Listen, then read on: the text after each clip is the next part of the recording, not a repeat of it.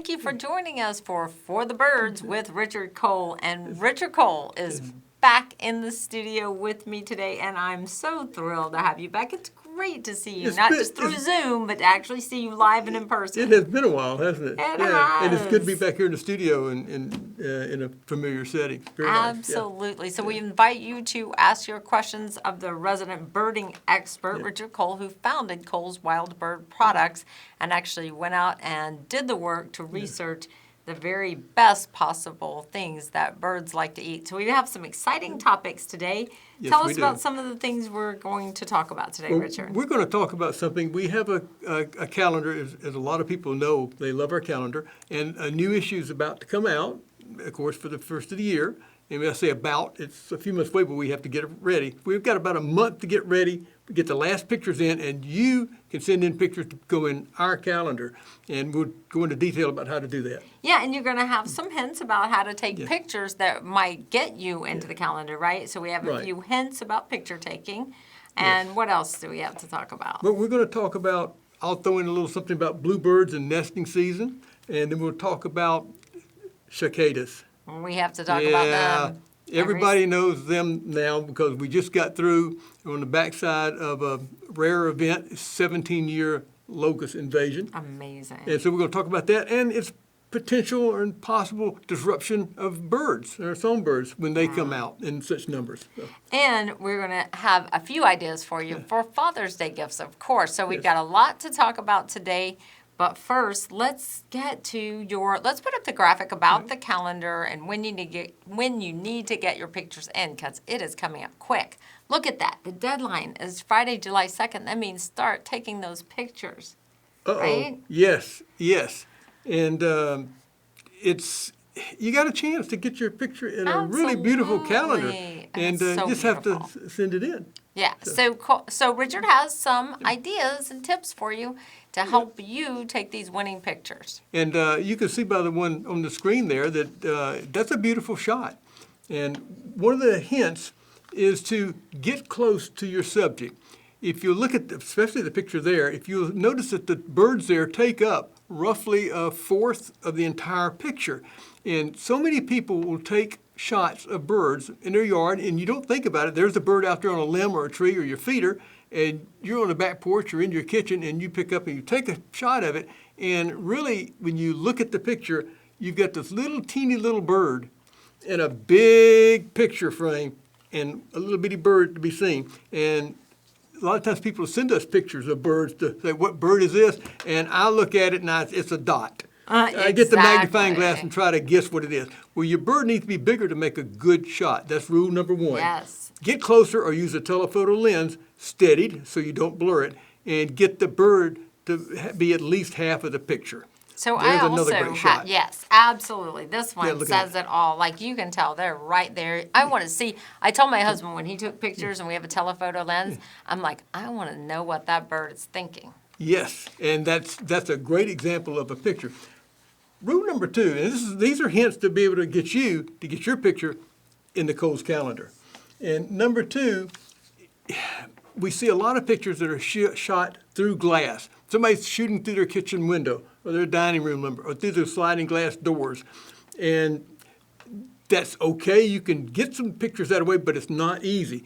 So many times you'll see a little fuzziness in the shot because of the dirt on the window, or glare is a bigger problem than the dirt sometimes.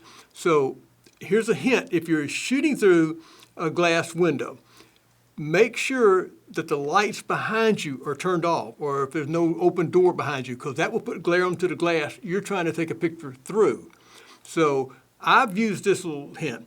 If I can't shut the lights off in the house and get it dark behind me, I just take and hang a towel or a sheet or something that blocks the light up over the window, get in between the sheet and the window, and that blocks the light from coming behind me and putting glare on the window. And you can take much better shots that way. So clean glass and hanging up something to block the glare.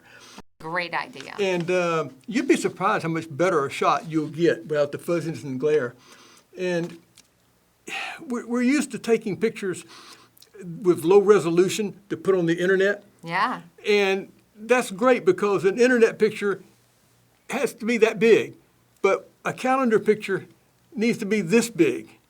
So obviously you can't use a low resolution photograph to go into a high resolution, large presentation calendar. So shoot your pictures at a high resolution. A lot of people do anyhow, but I've taken far too many pictures with my camera set on a low resolution and look at them later and say, whoops, Yes. it's not good Yep. enough. So make sure you shoot at a high resolution. And let's see. Look at past photographs in our calendars. Get your current calendar, get an older calendar, or look up professional photographs of wild birds and study them a little bit. Just think about what you're looking at as ones we showed just a few minutes ago. And that's what you need to see in your viewfinder when you take that picture to make a really great picture. And number 5, the most important thing you got to do, send it to us. Absolutely. And get it in by the deadline. Yes. Yes, if you don't send it to yes. us, I guarantee you it will not get into the calendar. Yes. But if you do send it to us, there's a chance that you'll make it in there and you could even win the top prize. And we have 1, 2, and 3. Let's show you what the prizes are Yeah. because it's some great prizes. Okay, so first place, you get all of this, Wow. over a $350 value. And Kohl's has more than just seed now. Look at all these feeders that you get along with it. The Hummer, High Rise, the Titan Tray. And what else can you do with all of these awesome Kohl's products, Richard? Oh, well, you have a lot of supply to last you a while, and you get to try a lot of different things that maybe you haven't been able to get at your Yeah. local store. You can tell them to bring it in, or things you want to try, they'll become your new favorites because these are good things we put a lot of research into. But all these presents, listen to Yeah. me, all these things you could win also make excellent presents for something coming up in just a very short period of time. Absolutely. Father's Day. That's right. And you don't want to forget Father's Day. Right. And we Yeah, do want to yeah. take a look at the second prize and just bear these in mind as you think about Father's Day. And if you were to win this, of course, it'll come after Father's Day, so you got to go out and That's get right. things too. But to get a tray along with to be able to get the seed and the feeder together, that Yeah. makes a great gift for Dad. So in your second place, you're going to get over $250 value with all of that. That's a These- good way to try everything. These are nice gifts, and Yeah. like I said, whoever gets these will really enjoy it because there's such a wide variety of products and such a nice feeder with a tray, complete setup for you. Yeah. You can't go wrong with that. So send in those pictures. Absolutely. And let's take a look at third prize. So it's not just the one, thing, just with Yeah. one person winning. I mean, everybody wins who gets their picture in the calendar, but also third place. Look at all this, $150 value, and you get a great sampling of different food as well as a chance to try to get these new feeders. Yeah, and I see something in there that's new to our product line pretty much, and that's the Kohl's Hummingbird Nectar. Yeah. And if you see that around, you want to get it. Yeah. It's really good. It's much better than stuff out there. There's no preservatives in it whatsoever, and it's made with all the things that the birds like. Normally, proportions set for what they normally find in nature in wildflowers. So Yeah, it's perfect. check it And- out as soon as you get a chance. And I do want to show, if we can do it, I've got the Kohl's website pulled up, and there's all kinds. You can just go to kohlswildbird.com and check out some of the different feeds and products that you can get here. Any of these make a great gift for Dad. And then there's also feeders right here, and you can take a look at all the wide variety of feeders that Kohl's has so there's something that your dad is going to love and all of that. So, shall we move on to cicadas, or you want to talk about bluebirds first? Oh, listen, I got to put in a plug for my bluebirds. Yeah, I they're keep, so of course, pretty. 3 or 4 or 5 bird houses around the home, and usually each year I'll have at least chickadees and bluebirds. Bluebirds almost every single year will take one of the boxes.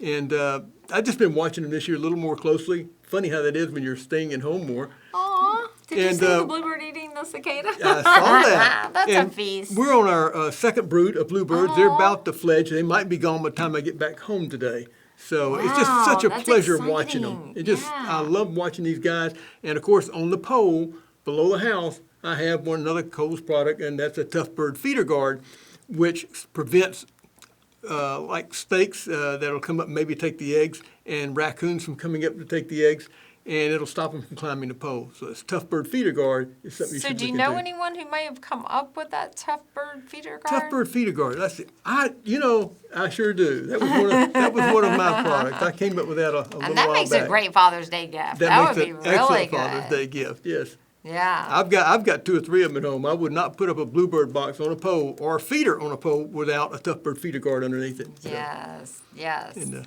squirrels do not like to climb poles with tough bird feeder guards on them. Oh my gosh, we Yeah. saw the other day like a hawk on top of the bluebird house, and it's just horrifying because I had to scare it away, of course. Yeah. Oh yeah. Think Well, they might be in there. They can't get in, but still, Yeah. you don't want that hanging around. that's the reason to have a proper bluebird house, which we've gone over Absolutely. before. Yeah. Not one that puts the bird so close to the hole that anybody can grab one. Right. So, do you want to talk a little bit about the cicada invasion? No, it's scary. It's scary if you're a cicada. Yeah, it's we were talking before the show. It's like in the Atlanta metropolitan area, the 17-year cicada is just not prevalent down here. There's maybe a few in isolated places, but it's not much. We have the yearly cicadas that come out in June, July, and we hear those, but that's nothing compared to what these things are. I had the opportunity to be in far north Georgia a few weeks ago when these things were at their peak. It was amazing. They were everywhere. You could just look up in the air and just see them flying all over the place. And they're the size of your thumb. They're a decent sized little bug. And they're loud. And they're really, really loud when they crank up. And you're just hoping for later in the day when they settle down in the evening, so it'd just be a little quieter outside so you can actually hear something. But there's a lot of talk and how that relates to birds. And when these guys erupt every 17 years, that they disrupt the breeding processes of our songbirds. Oh, It's I like, didn't oh, know. wow, how do they do that? Well, there's a lot of speculation about how they do that, and some studies have been done, and a lot of people say, well, it's just so much noise that these birds can't even hear the calls to find a mate. It's just no way they're going to hear it during the daytime. And there's a lot of other theories and speculation about how it disrupts bird breeding, and there's some studies about how the birds do that year, how the birds do the next year, and how they rebound or don't rebound. And this is far too short of a show to go into a lot of details of that, but I have 2 really good sources. If you want to read further on it, you can go and hear some of the competing theories and some of the explanations of why they think these eruptions of cicadas hurt the bird population, at least temporarily. And of course, the other side of it is there's a lot of scrumptious bugs for these birds to eat. Do they eat a lot of them? I don't know. But you can read, or we have that to show on the screen. Yeah, we do. And these are very easy things to look up. And I suggest, pull up one of them, and 2 of them, and just kind of read a little bit, and it gives yourself a little education about what some of the thoughts are about how nature interacts with itself during periods like this, where there's something so unusual. So, yeah, one of the first ones you suggest is Audubon plus cicada plus songbirds. Yes. And then this will take you to a link like this one. So this says that the birds may hold clues to the bizarre life cycle of brood eggs. So have you Yes. had a chance to look into that? I skimmed. There's so many articles and so many things about the speculations of how they may disrupt. And like I said, Yeah. probably one of the most plausible to me, and the one I saw mentioned most, was the sheer volume of insects and the noise that they make. It sounds plausible because, like, okay, in that den, you can't hear a bird chirp. There's no way. And so, and these guys are everywhere where they're spread. It's not like, oh, there's just somebody in the yard 2 doors down. No matter where you go in these areas, there's thousands and thousands of these things. And yeah, you're not going to hear the songbirds at all. So that would be a disruption, at least where these guys are active for that period of time. Yeah. So, and there's some other reasons, and then we look at them as maybe the birds eat them. Wow, here's a lot of food for the birds. I don't know. Maybe they eat so much they're too tired to mate. Maybe, because these are big, tasty morsels. And by the way, cicadas are not, they don't bite you, they're not poisonous, they're just big insects. They're kind of really scary looking, but there's nothing to them. Yeah. Yeah. Unless you're a bird, and they're exciting. Absolutely. So yeah, look up those articles and just look Yeah. into them and see you what have you think. another suggested reading. I think that's Smithsonian plus Yes. 17-year Yeah. cicada. So yeah, just key in that into your search engine. Smithsonian plus sign 17-year or Delightful weirdos. year cicada. Yeah. How would you like to be called a delightful weirdo, Richard Cole? And I enjoyed reading both of these articles, or actually several articles out of each one of these to get more information about. Learned a lot of things I didn't know about cicadas. And you need to make sure you read these to be prepared for the next thing. It's only 17 years from now. Yes. But yeah, once you've heard them, it's so distinctive and you Yeah. really do remember. So I'm going to ask you about something you may not have heard at all, but I've heard there's a documentary about how COVID affected the birds, and Oh. that supposedly when humans were less disruptive and outside and probably building and making more noise and that kind of thing during at least the time where maybe we were inside, that the songbirds sang louder. Have you heard anything about that? No, I haven't, but Yeah. that gets back to the other thing. Cicadas are making so much noise, they don't hear each other doing their mating calls or territorial calls. So the So it's songbirds not sound louder. surprising. Yeah. Right, yeah. Wow. I don't know. I'll have to look that one up and read. So much information out there that you can learn about. We'll pass along as much as we find that sounds interesting, and that's one of them right there. Absolutely. So we've covered all of our topics today. We want to invite you to ask your birding questions. Richard is a true wild bird expert, and you just fell in love with feeding the birds years ago, right? Oh yeah, yeah. It's we've told the story a few times that we've decided to feed birds when somebody gave us a bird feeder, and the birds would throw all the seed out and eat very little of it, and so it's like something's wrong here, and we developed some bird blends to feed our birds better, and the birds loved it, and then pretty soon people wanted some of it, and over the years it just got more and more. And now we're a large company, and we have, as you saw, a whole wide range of products just for feeding the birds and taking care of the wild birds in the backyard. And they're as good as I can make them because I've got to use them. I can't go to Walmart and buy something else. I need to buy my products or use my products. Right. And of course, I would want to because they're just better. Right. We make sure that they're the right things, the right foods, in the various types that we have, and the feeders and trays that we have are all do a good job for you to attract and feed the birds. Absolutely, and I was so happy. I think about what you said all the time, that Richard's advice about if you don't have enough birds, you make sure at least a few feeders are full. Yeah. And I a couple of weeks ago hadn't gone and picked up my coals enough. I didn't have enough, but I went ahead and did what you said, just put some feed out there, because you'll see the birds come in and they're looking around and they're looking at all your feeders and you feel like, oh, I feel so Yeah. guilty, So at least if you have something out there, you can attract them. And if you're trying to stretch a dollar a little bit, and you just put a little bit out each day. You don't have to fill the feeder up and watch it go down really quick because the birds love the stuff. Just put a little bit out each time. But keep it consistent. The birds are creatures of habit. They will come back to the feeders more often if it's a reliable source of food for them. If they keep coming back as empty, they don't want to burn the energy, they'll go somewhere else. But just put a little bit out each day. If you only fill it a quarter full, the birds will know, and they'll actually, over time, if you watch, they'll figure out about what time that's going to happen, and they'll show up about that time. So feed the birds. It's a very enjoyable hobby, and the birds will love you for it, too. So we do have a question. I just now Uh-oh. saw this. So Betty Franklin Dundee asked, what kind of pile to hang Bluebird House on?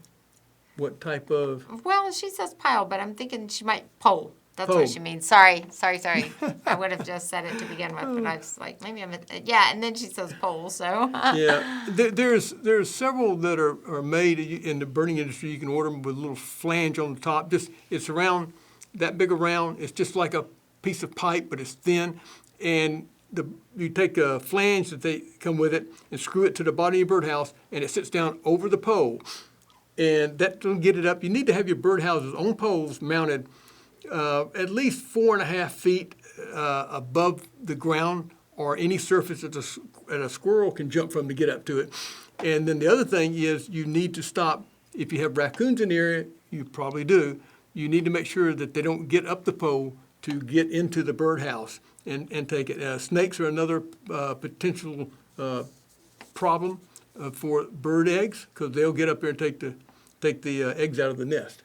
So just a pole like that. I have in the past just gone to a hardware store and bought a piece of galvanized 6-foot or pipe, put that in the ground and put what they call a pipe flange on it. It's like a curtain rod flange, and then screwed that into the bottom of the birdhouse. And you can find other types of baffles if you want to put around that pipe to stop, say, squirrels from getting up or possibly stop the snakes from getting up. But you can also use a wooden post. It's much easier for animals to climb that. So the metal pole's probably best. Metal pole's best, and out in the open area, and that's not right next to a fence or something. And not next to the feeders. They don't want to be right No, next to not a lot next of to the feeders. action. Right. And in a sunny location, I know we tend to put things up in the shade under a tree, but bluebirds especially, and the other birds, really like their birdhouses, their nesting boxes is a better term for them, to be out in the sun because it provides a lot of heat. Birds' temperatures are well above ours. I think they run about 205 normally, Really? 205, 207. I mean, 105, 107, not 200. And so they really like it warm. And the bluebirds especially, which I get a lot of every year, like that hotness in the box. So Mama don't have to sit on the eggs all the time. Yeah. She can let the sun do the work for her a little bit to keep the eggs at a good Absolutely. temperature to hatch. So Betty has another question. Okay. How do you get the grackles to go away? Bad news, Betty. They're not going to go away? Bad news. No, that's tough. I wish there was a good way, and there's really not. If you're in an area where they congregate, right now this time of year there shouldn't be too many of them. There may be some young ones out of the nest now, so you might be seeing 2 or 3 or 4. They're just birds. Feed them. But as we get closer to fall and the hordes start gathering, they can come into your yard and think this is wonderful and just stay there and start eating the food, and they'll dominate for a while. I have done a couple of things in the past. One, I take 2 pieces of wood and slap them together. I call it a clapper.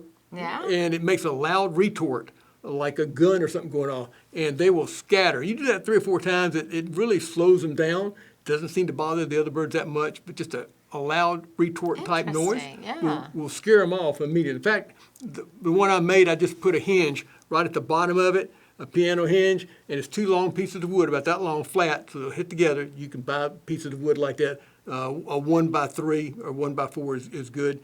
And you just take them and I put 2 handles on it, just pull it together like that and make it pop. You got to bring that in sometime. I'll bring it in next time That's and talk brilliant. about it, a grackle clapper. And I just keep it on the back porch, and they'll be using it probably in another 2 or 3 weeks as they start gathering up. So when there's too many of them up there, I just pop it a few times and scare them off. Are they maybe one of the birds that does not like safflower? They are. It hasn't been that long since we've been together, has it? You're all this good stuff. Well, because the crows won't eat us out of house and home, but we can get the Yeah. cardinals because nobody else Yeah. seems to love the safflower. Safflower seed is a wonderful thing. I've been using it for 30 years now. When the grackles get really bad, I'll have a feeder or 2 of my feeder collection just stocked with safflower seed, nothing else. Yeah. And they'll come up, they'll throw some of it out on the ground, but then they realize there's nothing in there they want to eat. Blackbirds, the brewer's blackbirds, the other blackbirds, the grackles, and even crows don't tend to like safflower seed. Yeah. Not sunflower, it's safflower, so to make safflower oil out of. And find some safflower seed, put that in your feeder. It'll slow down your bird feeding. It'll also really slow down the grackles. Yeah, it will. But you'll see a lot of beautiful cardinals, and Yes. cardinals are so much fun. Yeah, to and there's a lot see. of other songbirds will eat it, but chickadee might not eat it, and some of the really small ones, but the other birds will still come to your feeder, and the grackles will give it up. Yeah. And you guys might see me looking down, but I'm just watching for questions. I want you, Richard, to be able to answer your questions for you today. We don't have a lot of time left. If you do have a question, please let us know soon. Go ahead and put it in the comments. But let's just go over one more time everything about that calendar, because you guys have just, what is it, just about a month? No, not even a month, right? Not even a month. So Wow. get a good picture in the next 3 or 4 days. Oh, yeah, July 2nd. If you Wow, got one that's coming up. you've already taken and you're thinking about it, get it to us, and we can get that thing in the calendar if it passes our selection. And it's this is not sent off anywhere. We do this in house. We look at it, we think about it, we talk about the pictures, and if you've had the calendar, you look at it, you know that every one of these aren't look like some high-paid professional took them. Some of them are fairly much down-the-home pictures. But a lot of the people can take pretty nice pictures if you listen to some of the things I mentioned and just think about what you're taking. Yeah, anybody can just go out and sometimes just get an absolutely beautiful picture. Sometimes you just get lucky that something amazing is happening Yes. right there too. So first, second, and third place prizes, and zoom in close, get close to your birds. One of the winners told me one thing that she does. She said she gets so used to being so close to her birds that they don't really notice her anymore. Yep. So she can go out there with her camera and it's like she blends in. So she gets super close and she's always in the top at the top. She has great pictures. So. Absolutely. If you can sit still somewhere on a bench or something, you may be able to do this within 7 or 8, 9 feet of a bird feeder, and they will get used to you, especially if they're seeing you every day for a certain period of time, and they'll finally just ignore you as long as you don't make a quick move or something, and you can sit there and take pictures. Yeah, that's what you That's did a with the great hummingbirds, tip. and that's how you got Yes. them to come and land on Land you. on You your just finger, got yes. used to, oh, Richard's just out here all the time. We don't care. He's not going to hurt us. Yes. So, just once again, quick reminder, Father's Day gifts. We have lots of amazing products to both look at the products and to enter the contest. Be sure to go to coleswildbird.com. So, Richard, Good advice. thank you, and we'll see you again next month. Have all your birding questions ready. Yes. And it's so great to be back in the I studio. know, it's so great Yeah. to have you back. So much better than Zoom.